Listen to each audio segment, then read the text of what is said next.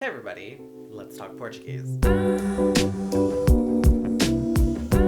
Today's video is going to be all about lemons and limes and the differences in food vocabulary between Brazilian and European Portuguese. Before we get started with today's video, however, there are just a couple of things that I wanted to mention. First of all, you may have noticed that my background has changed. I did indeed move to a new apartment, and in the process of doing so, I have had to take some time to get set up in my new space. So I am, as you can see, set up already in my new space and able to do videos, but you may notice that there are some things that are just a little bit off kilter as I get fully settled into this space in order to record videos. Just rest assured that I am working on my video setup, and you will see tweaks and adjustments in order to improve the quality of my videos. Also, if you happen to be watching this video when it is posted, I will be doing a live stream in April to answer the questions that you have and get to know the people who watch my videos. So prepare your questions and be on the lookout for that. I will post on the community page a week before I plan to do my live stream so that you can prepare your questions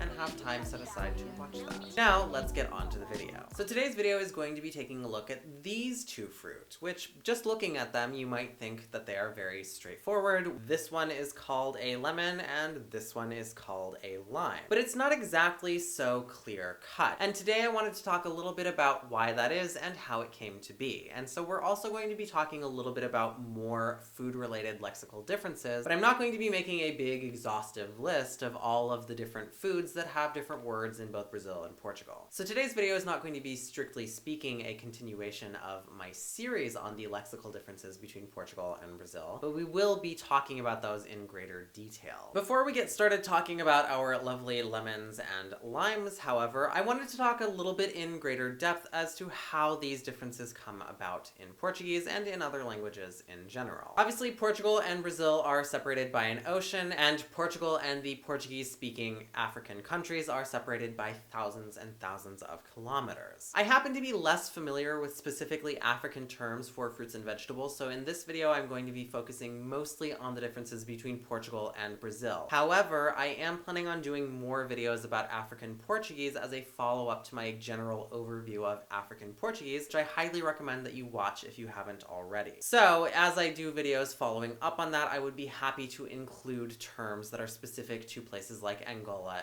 and Mozambique. But having said all of that, my point is that different terms arise in different places for a number of reasons. It can be that in one place there is a native language that has a term for something that was borrowed into Portuguese. This can be the case with super common foods as well as rarer foods.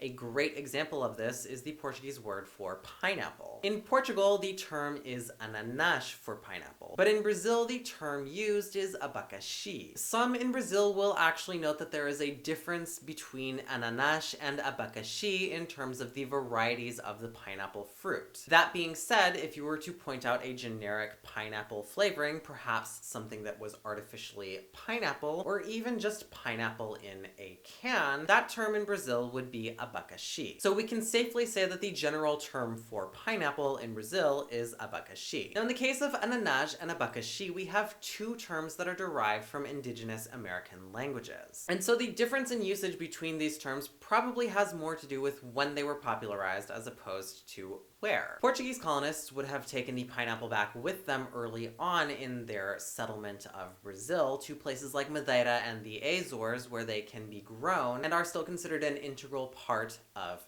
Portugal. Both of those archipelagos are tropical in climate, and so they grow exotic fruits and vegetables that cannot be grown on the Portuguese mainland. It can also have to do with where the food came from in terms of how it got popularized. This is very much the case of the persimmon. The persimmon in Brazil is called caqui, but in Portugal it's called diospiro. Now, those two words are very different, and they have very different origins. The persimmon itself is a fruit that is native to East Asia, and the persimmon was popularized in Brazil by Japanese people who took it with them when there was a wave of Japanese immigration to that country around the turn of the 20th century. In Portugal, that fruit would have come much, much earlier and acquired a Greek name. The persimmon is fairly common around the Mediterranean basin, and it would have spread from the east. Other examples include the word for cranberries, which in Portugal are aranduj, and in Brazil are technically oxycoco, but are more often commercialized just with their English name, cranberry. Peppers are another good example of a family of foods that are very confused between Portugal and Brazil. The pepper itself is called a pimento in Portugal, where it is called a pimentão in Brazil. Pimentão in Portugal, however, is just the spice paprika. That in Brazil is paprika. And last but not least, there can also just be different native Portuguese terms that came to be popularized in one place more so than the other. For example, for green beans in Portugal, if you go to the supermarket, you will see them labeled as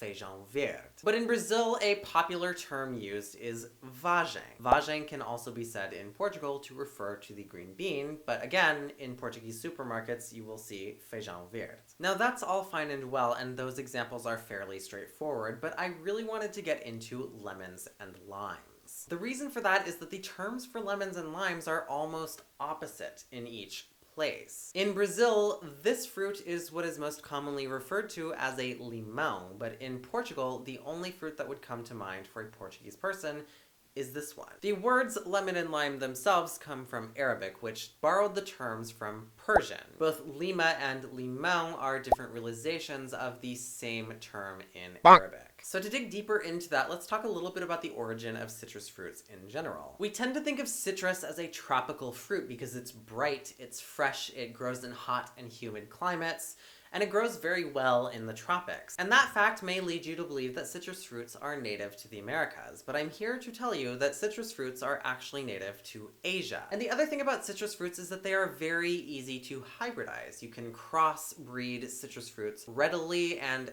handily and make new citrus fruits of all different shapes, sizes, and flavors. And that exists in the world, and there are lots of them. And quite a lot of the citrus fruits that we enjoy today are hybrid versions of some kind of other citrus fruit. Now that means that there is a subset of original citrus fruits, including things like kumquats, pomelos, and even mandarin oranges. Lemon itself is not technically, genetically speaking, it is a hybrid of some of the original class of citrus fruits. But it is a naturally occurring hybrid, and it has been known for long enough in this form that it is classified as its own species of citrus. These are what are known as true lemons, and they would have arrived to Europe in the late Roman period and would have spread around the Mediterranean basin because they grow quite well in a Mediterranean climate. If you've ever been to a Mediterranean city like Barcelona, where I live, or even a Mediterranean climate city like Lisbon, you will notice that citrus trees are not uncommon and that citrus fruits grow very well there. And around the 1400s, lemons and other citrus fruits began to become very popular in Europe. Now, the lime in some respects can be said to be the national fruit of Brazil. This is because Brazil supplies a very large percentage of the world's lime production, as well as the fact that lime features very prominently in quite a lot of Brazilian food and drink.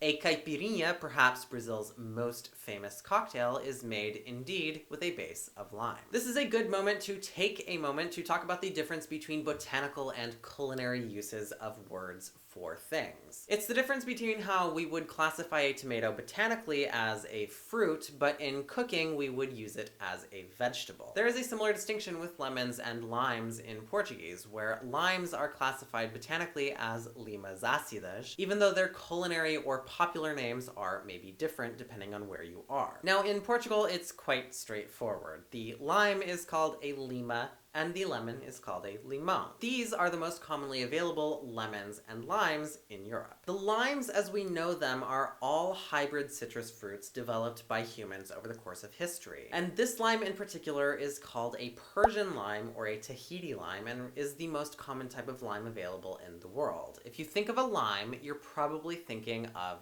this. The reason why this can be called a Persian lime in English is because this type of lime was popularized and mass-produced for the first time in what was then known as Persia. But it's also known as a Tahiti lime because it was taken all the way to Tahiti and was grown there, and from there was taken to the Americas. In English, this is known as a Tahiti lime because it was taken to California and popularized there based on cuttings from Tahiti. The origin of the name in Brazil is quite similar. And of course, there are many other types of limes, but this is simply the most common one. In Brazil, this is known as a limão Tahiti, or most often just a limão. This this is by far and away the more common of the two citrus fruits, with this being called a limão siciliano, and to this day is less common and more expensive than the humble lime. But Brazil, naturally speaking, is also home to many other different types of citrus fruits, some of which are not available in Portugal. The limão galego is all but unknown in Portugal, and the limão cravo, which is a mixture of the lemon and a tangerine,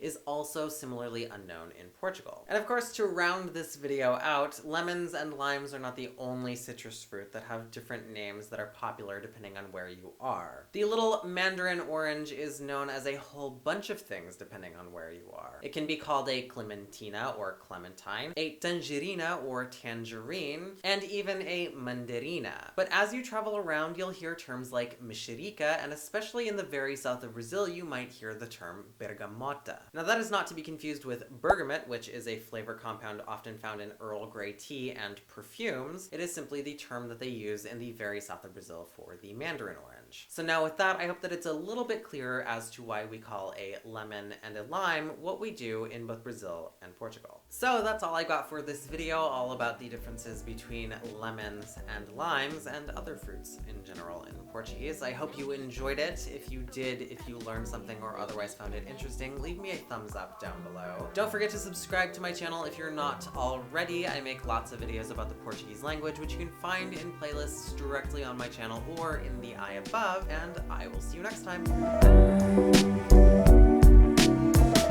Longer.